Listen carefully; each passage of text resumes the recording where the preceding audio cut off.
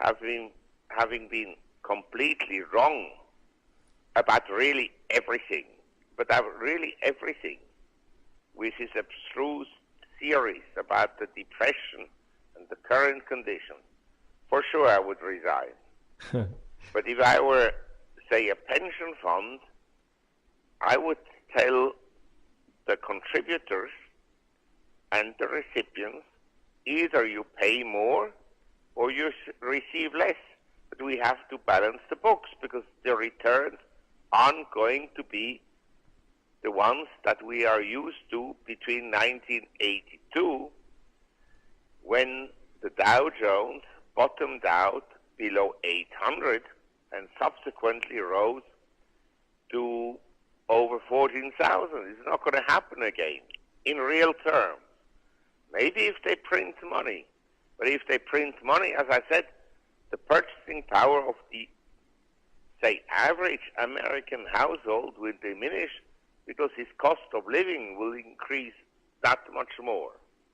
Oh, absolutely. And I want to just back up for 1 second and note that I should be more careful. You're right. The money printing has had effects, of course. And my point back there was just that money printing today is not having the impact it had in the past. 10 trillion dumped into the markets in 1990 would have been a very different circumstance than what we're seeing today. And we're seeing a lot of loss of traction today.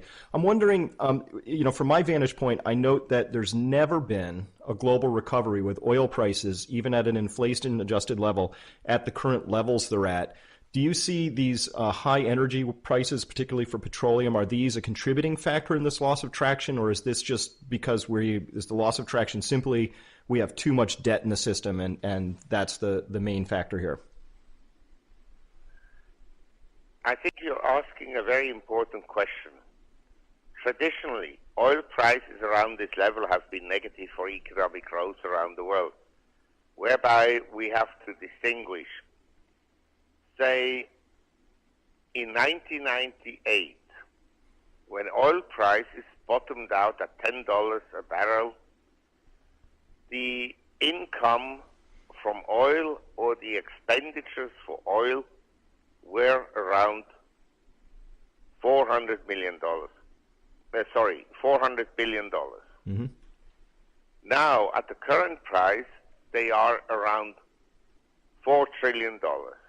In other words, some people get the $4 trillion, the people that produce the oil, the Emirates, Saudi Arabia, Russia, Venezuela, Ecuador, Angola,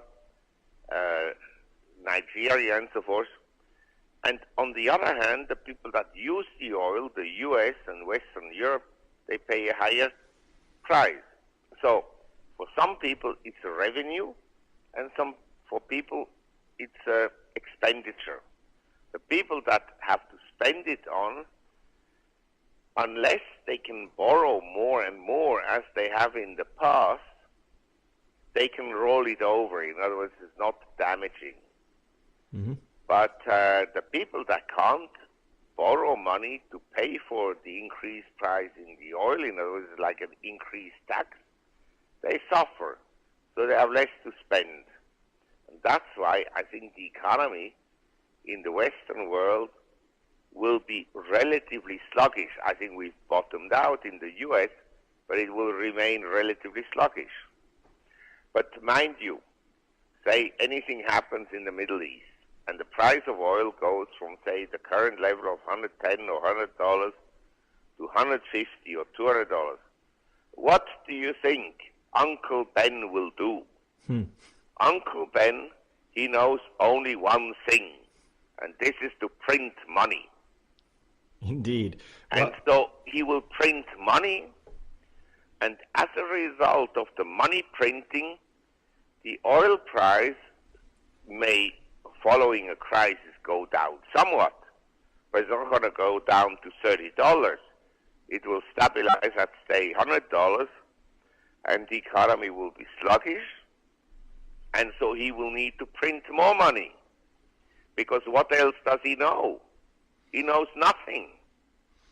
Well, and as you noted before, when he prints money, he hands it out and it goes sort of disequally across the society, with the printing very much not ending up in the lower middle class hands at all. So those rising oil prices are just going to continue to exacerbate.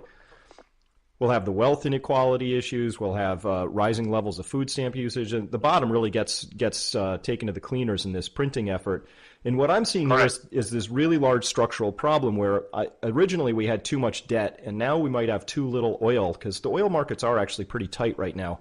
And that's a structural, maybe a geological problem, and so you can't print oil, but we're going to do what we know how to do, which is print. So these two great forces are coming together.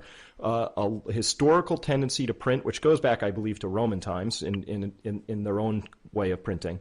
But so we have this desire to print. That's how we get through these things. And then on the other hand, we have these rising oil prices, and that creates a structural imbalance. We're going to have more and more money going into the system, which brings me to a very important question, which is that you're a big proponent of holding precious metals, as am I. They've done quite well over the years. You've been advocating for them. They seem somewhat range-bound in recent months. Where do you see precious metals fitting into this story now and, say, for the rest of the year?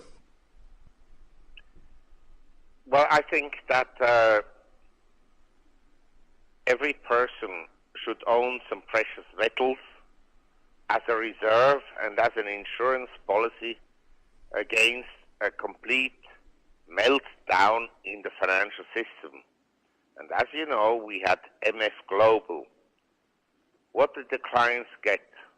Less than what they had in the company. And I think eventually the financial system will be an MF Global, where you don't get your money back from the banks and the investment banks and from the mutual funds and so forth and so on. And so I think everybody has to think himself, how do I protect myself against such a black swan event? Now you have a life insurance policy and you have a health insurance policy. If you have a health insurance policy and a life insurance policy, you're not exactly hoping to die and have an accident. But if it happens, you have it. And so I would suggest that people own some precious metals. And I think, the prices, they've gone up a lot since the lows in 1998, 1999. But compared to the expansion of credit in the world, compared to the expansion of wealth in the world and money printing, I don't think that gold is terribly expensive. Having said that, I think we reached a peak at 1,921 on September 6th of last year. We made the low at 1,522 on December 29th of 2011. We rallied again. I think we're still in a correction period. But I'm not going to sell my gold when I see people like Obama running America, and possibly they'll have a Republican after 2013. But I don't think the Republicans will be much better. So I want to own some gold. And as I told you, I think the money printing will go on unless the Fed would come up and say, we're no longer going to print any money. The monetary base will remain steady. And even in that case, I wouldn't believe them.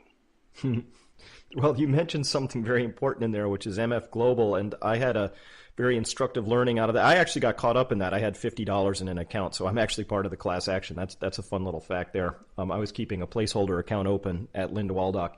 But at any rate, what I saw in the MF Global situation was that people who had fully allocated numbered bars in their accounts at COMEX had those taken as part of the trustee process, sold out and put into a general pool, and then they were distributed back, which is kind of like, to me, if it feels like you parked your car in a garage that went bankrupt and they seized your car, sold it, and gave you some money back for it. To me, that was a very instructive lesson that where you hold your gold seems to be incredibly important. So when you advocate holding gold, I assume it's not in a place like MF Global. How would you advocate people do that in the safest possible way, given our learnings from MF Global?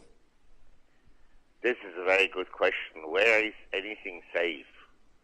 I mean, I think in a safe deposit box, it's relatively safe, but maybe not in a safe deposit box in the U.S. Because if you look at the MS Global case, it seems, and I don't know for sure, but it seems that some people got their money, but not others. This is a very disturbing thing to happen in a financial system. And when I see this, I think we have to be very prudent. So I would hold, say, a safe deposit box outside the U.S. Now the question is, how is it to hold a safe deposit box with a bank if the bank closes down and this and that? You can also hold safe deposit boxes in duty-free stores, warehouses at airports around the world. In Switzerland we have them, in Singapore we have them, and so forth. So that's a possibility. Mm-hmm. Okay, and in part you mentioned that this would be insurance against the possibility of a systemic crisis. We had, allegedly, we came within hours of a really bad meltdown in 2008. If Mervyn King and Hank Paulson, then Treasury Secretary, are to be believed, it was a pretty dire moment. I look at where we are today, and I notice that derivatives happen to be a little over $100 trillion higher than they were in 2008, and the imbalances at the sovereign debt level seem to have grown much larger. So I'm seeing that the basic, let's say, pressures on the system that were in play in 2008 all still seem to be in place, in fact, maybe larger in many cases. This systemic crisis you're talking about, would this be something like we had in 2008, where it was literally the potential meltdown of the banking system itself? Or are you thinking of something that would result in capital controls being imposed so that certain regions could be fireboxed off from other regions? What are you talking about when you use the term systemic crisis? Well, I think that if you look at the history of crises in the last, say, 30 years, each one was greater and larger. And we had the Nasdaq going down, so they printed money and so forth. What did they produce? The housing bubble and an even worse crisis and so forth, and the financial crisis. And now they essentially didn't solve the problems, but they alleviated the symptoms of the problems. And I think the next crisis will be much worse.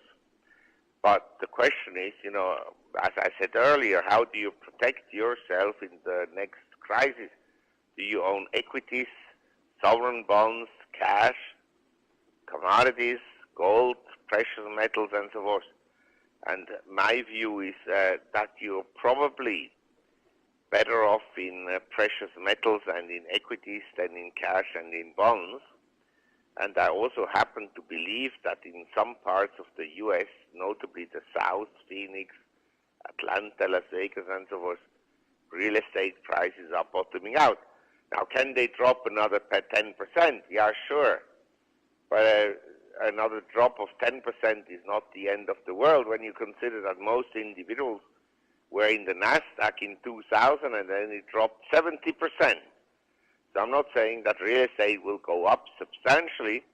I'm just saying now you can buy real estate in the south of the U.S. at, say, 30 to 40% discount to the construction cost. So I think it's reasonably priced.